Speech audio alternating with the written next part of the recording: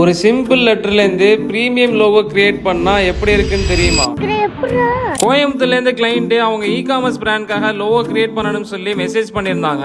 Brand name என்னன்னு பாத்தீங்கன்னா கிளீபிக். Client நானும் நிறைய டிசைனர்ஸ்ட கொடுத்துட்டேன் ப்ரோ, பட் எதுவுமே சாட்டிஸ்ஃபைடா இல்லைன்னு சொன்னாங்க.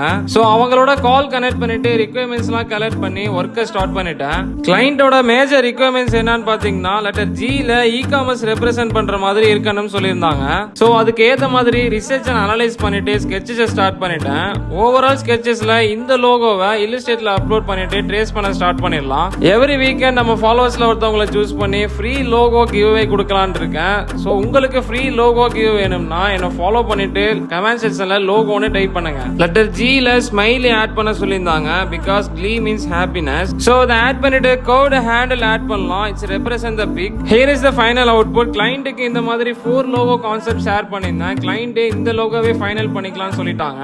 இந்த மாதிரி யூனிக்கான பிராண்ட் லோகோ உங்க கம்பெனிக்கு வேணும்னா என்ன ஃபாலோ பண்ணிட்டு DM பண்ணுங்க.